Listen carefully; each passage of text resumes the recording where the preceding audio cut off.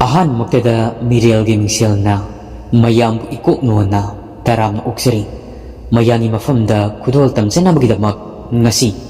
lembagi kunsuba saruk ado puduna laksari wari asibu ibirakpi Asem Thoithoi sanu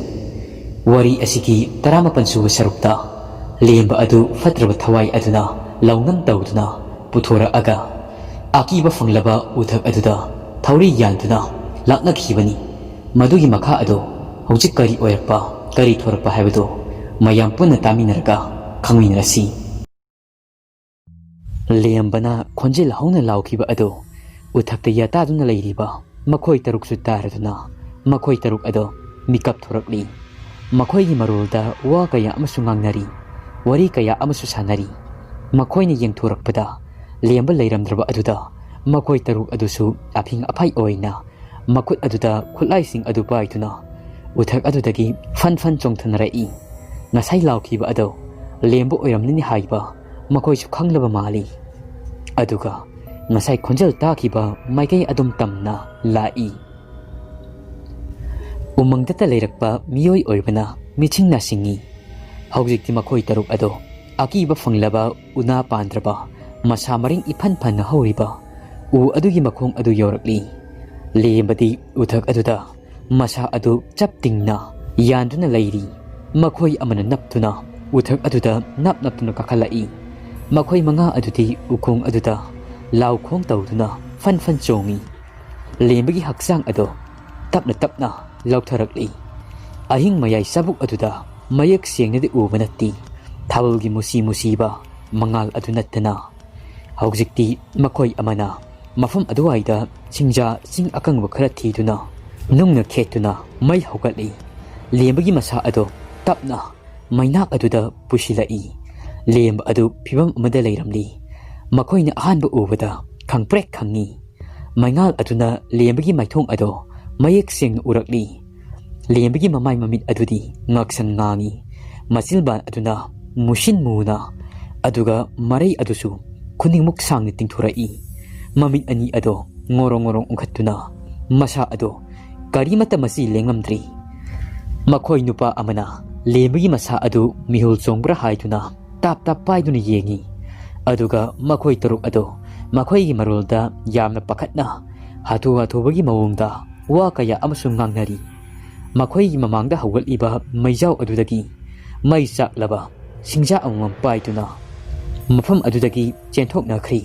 maikai khudingda makhoi taruk mak ado maikai phangtuna maikai amamamda chenthokna khri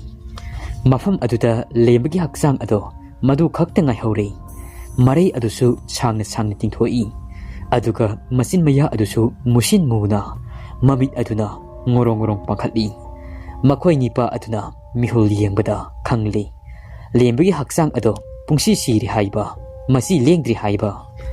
adubu aroibu oina mahaki mihul adudi thawai aduna hakchang ado thadoklamdai oibana mihulgi khongjel ama holamba ado khangladuna nipa makhoi taruk ado makut aduda mainam paituna umang aduda makhoina khangjaba sida hidak ado thiba chatkibani matam ikan kanadana makhoi taruk ado makut aduda karigum pambi amam pairaga lembagi manak tamna senselai makhoina pairakliba hidak munasing ado masu amadi mong amatta manadi asangba angangba amuba higok hangamapan angauba manasing adudi makhoi nipa amana makut aduna paisinduna makut khubak aduda haptuna suru nai angakpani suru nai aduda supna tangi masum khara khakti tarai masum ado lembagi maya adu faktoktuna maya aduda kahankhri aduga lemhoriba mapangsing aduna lembagi ngaksam khamdekliba aduda suru nai silli lembagi haksang ado mainak aduda thangjinkhri asumna makhoi tarukna lembado mainak aduda senaduna masa adubu sahanduna ahing adu leli pak labal lampak amani tamon ba asang manapi kaya amana marang kain hauba mafam amani lembado lampak adugi mayai aduda masa ado neta na longkrak long hippi matam masida yamna fajaba angauba masugi kurak ama Moli moli masa ado khap khap tuna pairei aduga longkrak longna hipliba lembagi laibok mapa aduda tongi masa ado khap khap khaplamlaga amuk mong hadana paithokri ngai haki matung lemba ado tapna tapna mamit adu singai hipliba adudagi long hogalai aduga kurak aduna paikriba maikei adu tamni yengi oh kayada phajakraba mafam masida tamon tamon ba asang manabi kaya amana marang kaina aduga liri liri humliba malang basina aigi sasi singdukliba aina leiba sibu kadaidano aina asi haiduna masa aduna mathanta tap tap pai angau machugi moja phurit ama letli aduga langtrik langba ngawrok ngawba phaijom amasu seti lemba adu ingak aksei aibu kari ngaksana dun leiri ngai sida ngasai kurak ado lembagi manak tamna amuk pasilai aduga lembagi yet thangba pambom aduda kurak adu tongi lembasu kurak aduda munni yengjai oh phajaida kurak nangsi kurak adu amuk paithokri lembasu kurak aduna paikhiba maikei aduda yengthorai maikei adomda laptakna manatana pungna palaba phajaraba ujau urel ama naitom hauriba ado lembasu uri lembasu haugal aduna u aduna hauriba maikei adomda lai isang sangna langlaba nabi mathak aduda angaw phijol leitengna masa ado mangal naina chatliba kurak ado u adugi usha amada tongkhri lembasu ukhong aduda leptuna uthak adudi yengkhali u asigi usha sida kurak asi tongkhrini aduga sina masa mareng iphan phanna kayada fajriba uno u asibu uning thongna trani mani uning thau pambini asumna lemba uning thau pambi adugi makhongda leptuna lei matam masida khanghaudi isingi ichel iraw khol makhol ama tarai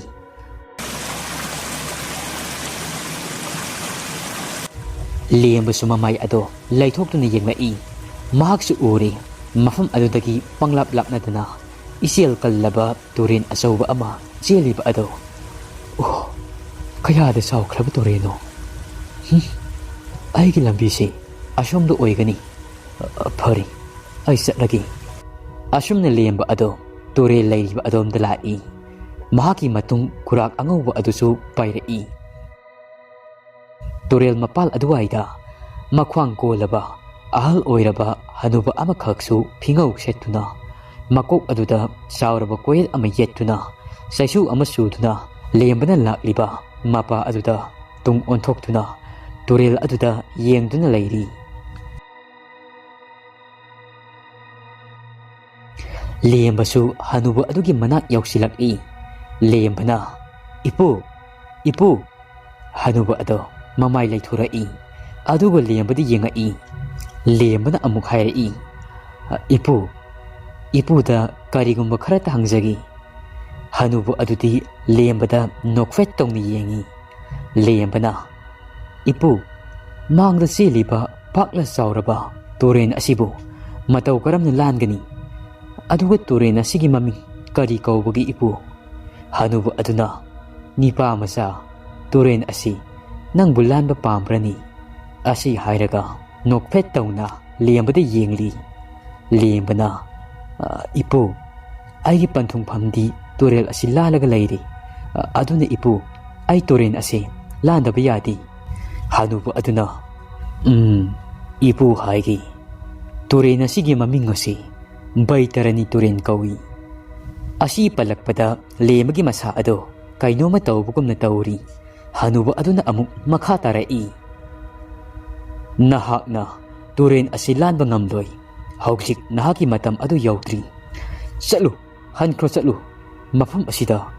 nahak matam yaudri fauba lakpa yaroi chalu asi haituna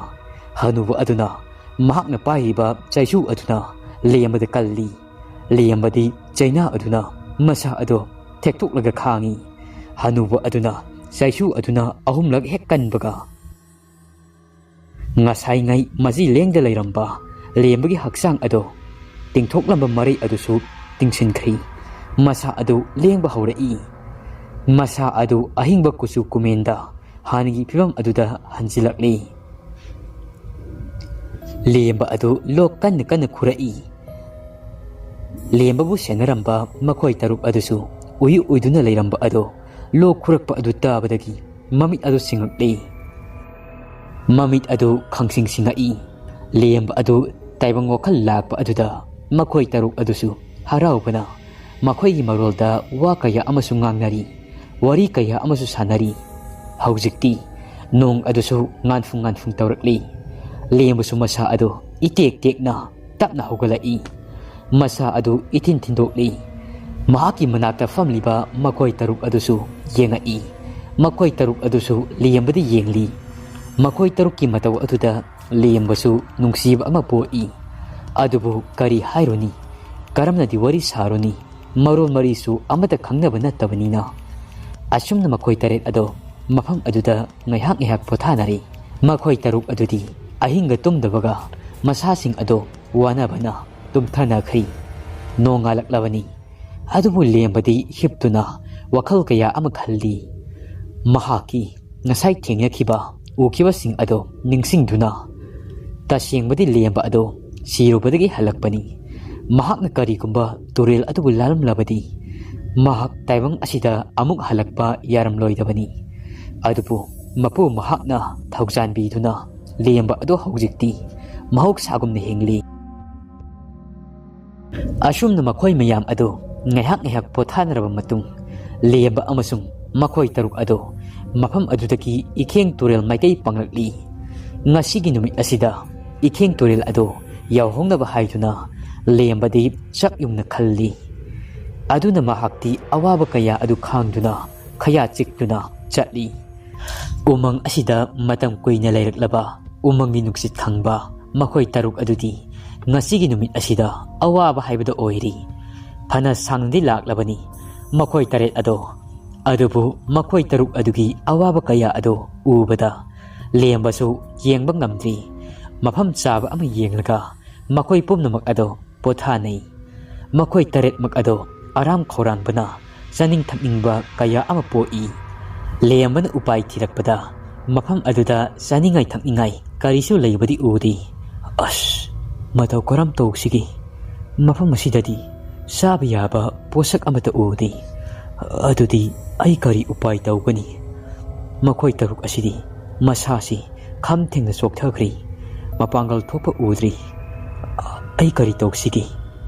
oh phari ipuna pirakpa kokta angawuda yawriba phau maru taret asi ngasi aikhoi taret mak chaduna aram khorangba asi koklagi asumna lemba ado mahaki phiji adudaki riba kokta angawba adu lakthokthuna phau maru taret mak ado lakthura aduga makhoi taruk aduda amampi makhoi sing adudi karinu haibagi matagumna inganga lembana makhoi mayangi mamangda phau adu karana sagani haibagi momda phau adu tuptuna mahakni ihan hana sai lembana phau maru adu ihan hana tuppi makhoi manga amadi lembana tawriba maung aduga manana phau maru adu tupnaba kanna hotnari usin nasin makhoi manga adudi tuplaga chakhri aduga nipa amakhakti tupti phau maru aduda munna yengi aduga asuk yamna pikpa sibu charga kaidaudoino asi haibigi matagumna makhoi marolda wa kaya amasu hairi aduga asawa amaga loinatuna phau maru ado laktana langthorai ising leiba yaga amada phau maru ado tasinkhri lembana kaigino as amuk langthokhrini aina kayada wana pijariba kayada wana puraiba asi haiduna masil aduda soli adubu makhoinadi karibu haironi karibu khangluni lembasu tawfung khangti nipa aduna langthokriba phaumaru adu tamna sensilai adubu mafam kadawaida takrabno haibadi mahaksu chapchana khangawdri mafam aduwaidadi ising khara leiribani Lembana asumna yenglingayda phau maru takiba mafam aduda mitna kuppada phau pambi amakhak jara jara hawgalai. Lembasu tangak yengduna lei. Makhoi taruk adusu ngak yengi. Phau pambi adudi jara jara chawkhalakpana lembagi lep mapai yawnga wangkhalai. Aduga mikup adumaktida mahi yanduna phau sarong phajaba amakhak yantharakli. Kayadi fajakraba phau sarong ado zum launa yanthaduna pali. Laigi phauni khoyum singna thaduna sara tamba phauni. Lembana phau sarong ado hekli. Ngasai phau maru adubu langthokriba nipa ado prap chansilai. Aduga mahaksu phau maru ama tuptuna chai. Haujikti makoi taret ado aram khorangba ado pumnamak phakri. Lembasu phau sarong ado cheksinna mahakna yaliba khaw aduda khaw macha aduda loinamak hapchinkhri.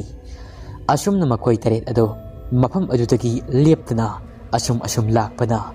numit adugi numidang wairam mamsut torukpa matam aduda mafam amakhakta thunglammi. Mafam asi yorakpada ihing nahing manam kaya amasu namba horai. Masina takpadi Ekhengturel ado yoraklei takpani. Mafam aduda hauriba upal kaya adusu maka phanna haina humli.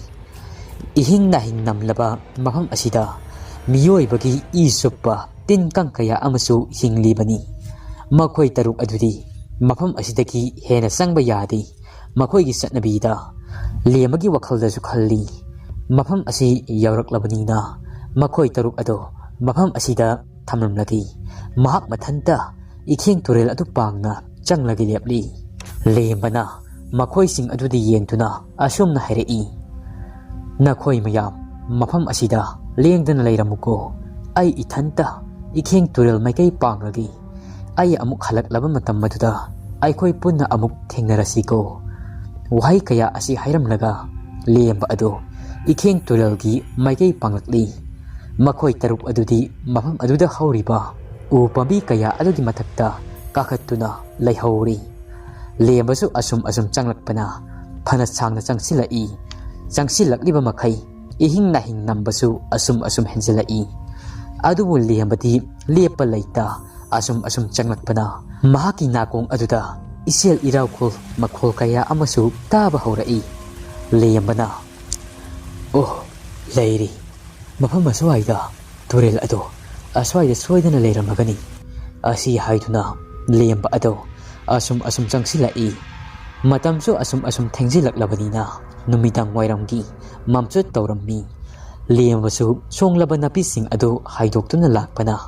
haujikti Ekhengturel mapal adu yauri. Oh Ekhengturel akiba phanglaba ikheng kaya ama lepa leitana seliba. Oh adudi ai kari tawgani matamdi themjilakli. Mamsing khrabadi khudong thiba soidana taragani. Adudi ipuna takpirakpa adubu dai asiga punna turel asida lupu haiba natra. Oh asi haiduna lembado mahakni yaliba khaw macha aduda yauriba dairi adu lawthoktuna turel torbal lairai aduda kumtharai. Aduga turel aduda hek songthage tawbaga kanagumba miyoi kharagi khonjelda wana sakna khangbugumna koirau lawbagi makhol ama tarai. Lembasu chongthage tawramba ado chap lepkhri. Aduga khonjel adu karomdaginu haituna yengai. Mamliba matam masida mayek sing phatana urai. Turel aduda miyoi kaya ama sakna khangbugumna tawtharakliba ado. Wana sakna khangduna tawtharakliba ado phibam sing adu ubada lembagi masa ado tu chungkhiba khangauti. Kaino masidi taibang mi natra manida. Oh ipuna haikhiba ado sumlidana turel asida sikhraba miyoi kaya ama tawtharakani haikhiba ado. Oh lembasu torban aduda leptuna adumak yengi matam masida khangauti. Lembagi leikhidaba mama ado wana chaina khangugumna akalba khonjel amada lautuna turel adugi ising aduda tawtharakli. Wari asigi kunsuba saruk matang si loisari. Wari asi patok sa matamda soikilan kiba yarabasu mayam na ngakpigani. Wari asigi makha kari karam tropa habdo mayam pun na ngaminarasi.